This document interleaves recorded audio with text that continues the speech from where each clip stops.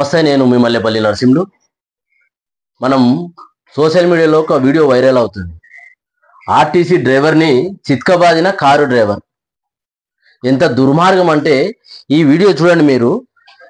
ఇక్కడ చూడండి, కాలు పెట్టి బస్సు డ్రైవర్ ముందు ఓవర్టేక్ చేసి బస్సు ముందు తీసుకొచ్చి కారు పెట్టి డోర్లకి వెళ్ళి వచ్చి తంతున్నాడు. ఒక్కసారి మీరు ఈ వీడియో చూసే చేయండి. టీవీలో ప్లే కావట్లేదు, ఒక్కసారి ఫోన్లో చూపిస్తా. ఒకసారి చూడండి వీడియో. అంత పెద్ద ఆయన ఎట్లా చితకబాదుతున్నాడు. కొంచెమన్నా బుద్ధి జ్ఞానం ఆ డ్రైవర్కి ఉందా? ఆ కార్ డ్రైవర్ అనే వ్యక్తికి అసలు వాడు మనిషేనా? వాడు ఒక డ్రైవరే కదా.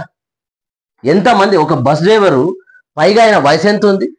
పెద్ద వయసు, మన తండ్రి లాంటి వయసు. వాడికి తండ్రి లాంటి వయసును రెస్పెక్ట్ చేయకుండా బస్సు గవర్నమెంట్ ఉద్యోగి ఆర్టీసీ 60-70 మందికి లైఫ్ సెక్యూరిటీ అయినా.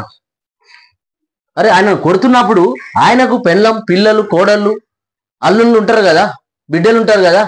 వాళ్ళు ఆ వీడియోని చూసి ఏమని అనుకోవాలి? మా నాన్న ఉద్యోగం చేసి ఇంత మంచి ఇట్లా దెబ్బలు తింటున్నాడని వాళ్ళు ఏడవాలనా, బాధపడా? ఏంది? కొంచెమన్నా బుద్ధి నీకు? పెళ్ళం, పిల్లలు లేరా నీకు? వారి పెళ్ళం, పిల్లలు, వాళ్ళ అమ్మ నాయన ఉన్నారు, వాళ్ళ కార్లో ఉన్నారు. ఆ వీడియోలో మొత్తం చూస్తూ ఉంటే కొట్టి దిగొచ్చినాక మళ్ళీ ప్యాసింజర్ సీరియస్ అయితే ప్యాసింజర్ మీదకి వస్తారు. వాళ్ళ పెళ్ళం ముందర హీరో కావడానికి దుర్మార్గుడు అతన్ని తండ్రి లాంటి వయసున్నోని తన్నిండు. ఇది హేమమైన చర్య. ఏ ప్రభుత్వ ఉద్యోగి అయినా, అది ఏ ప్రభుత్వ ఉద్యోగి అయినా, ప్రభుత్వ ఉద్యోగి పైన ఎవరు చేసే అధికారం లేకుండా ఒక బలమైన చట్టం, ఒక యాక్షన్ ప్లాన్ ఈ ప్రభుత్వం, ఈ పోలీస్ వ్యవస్థ తీసుకురావాలి. వాళ్ళు ఆర్టీసీ డ్రైవరు నాకు సైడ్ ఇయ్యలేడు అని చెప్పి కొడుతున్నాడు కదా. అరే, సైడ్ ఇవ్వకపోవడానికి వన్ సైడ్ రోడ్డు, చిన్న రోడ్ అంట. అది చిన్న రోడ్లో వస్తుంటే సైడ్ ఇయ్యలేను నేను అని చెప్పేసి ఆయన పెద్ద ఆయన చెప్తున్నాడు. వచ్చి సైడ్ ఎందుకు ఇవ్వలేడు ఆయన? ఏమాత్రం కిందకి దిగితే ఇక్కడ ఏమైనా ఉండొచ్చు. మొన్న చేయాల సంఘటన చూసినాం కదా. అంతకుముందు ఇంకెక్కడ బస్సులు కింద పడిపోయిన సందర్భాలు చూసినాం కదా. 60 మంది అతని కోసం ఆలోచించాడు డ్రైవర్. ఆ బస్సులో ఉన్న 50-60 మంది కోసం ఆలోచన పెట్టుకొని డ్రైవింగ్ చేయవలసి వస్తుంది. కాబట్టి ఆర్టీసీ డ్రైవర్ల మీద, ముఖ్యంగా ఆర్టీసీ డ్రైవర్ల మీద, ఆర్టీసీ సిబ్బంది మీద ఎవరు దాడి చేసినా పోలీసులు పట్టుకున్నారు. మంత్రి పొన్నం గారు ఏదో ఆదేశించారు, రాజన్న సిరిసిల్ల పోలీస్ వ్యవస్థకు పట్టుకున్నారు. అది లోపడేసారు. అది కాదు. ఇక్కడ అతని పరువు మొత్తం పోయింది డ్రైవర్ది. వాని పరువు కూడా పోయేటట్టు ఒక వీడియో తీసి వాడిని థర్డ్ డిగ్రీ తన్నులు పెట్టా ఏదో ఒక వీడియో తీసి పెట్టాలి, సమాజానికి చూపెట్టాలి. అట్లా జరిగినప్పుడే ఇట్లాంటివి జరగకుండా మళ్ళీ ఉంటది. కాబట్టి ఇట్లాంటి వాళ్ళని మనం గౌరవించుకోవాలి. ఆర్టీసీ వ్యవస్థను సిబ్బందిని కావచ్చు, ఏ ప్రభుత్వ సిబ్బంది అయినా మనం గౌరవించుకోవడం నేర్చుకోవాలి. పెద్దవారిని గౌరవించుకోవడం నేర్చుకోవాలి. ఆ సంస్కారం లేనప్పుడు నీవు జీవితంలో ఏమి సాధించలేవు.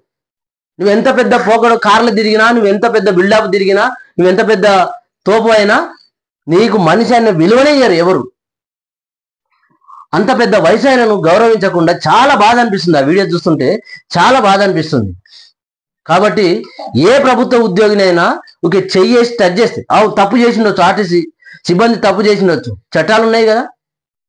ఆయన డ్రైవింగ్ లో ఉన్నాడు, నువ్వు కాలుతో టపా తంతుంటే ఆ బ్రేక్ మీద కాలు పెట్టిండు. ఆయన బ్రేక్ మీద కాలు పెట్టి ఆ పక్క డోర్ను పట్టుకున్నాడు. మళ్ళీ ఆ బ్రేక్ మీద కాలు ఎక్కడ పోతుందో, నా వెనకాల ఉన్న వాళ్ళకి ఎక్కడ ఇబ్బంది అవుతుంది అని చెప్పేసి కొంచెమైనా బుద్ధి ఉందా ఈ వేస్ట్ నా కొడుకుకు?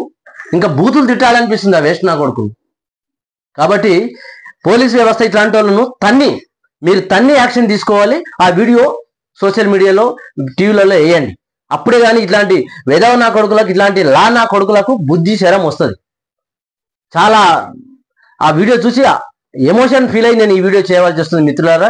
ఇది రాజన్న సిరిసిల్ల జిల్లాలో జరిగిన సంఘటన. చాలా బాధాకరం, విషాద సంఘటన. అతనికి నేను డ్రైవర్కు నా 2 చేతులు ఎత్తి పాదాభివందనం చేస్తున్నా. మీరు ఆ ప్రజల కోసం ఆ 60 మందిని 50 మందిని కాపాడేది చూడు. చాలా మీకు సెల్యూట్ డ్రైవర్ అన్న. మీరు ఇట్లాంటి దుర్మార్గులు ఉన్నారు కాబట్టి కొన్ని యాక్సిడెంట్లు జరుగుతున్నాయి. మీకు ఆర్టీసీ సిబ్బందికి నేను 2 చేతులు ఎత్తి మీ పాదాభివందనం చేస్తూ నేను మీ మల్లెపల్లి నరసింహులు. నమస్తే.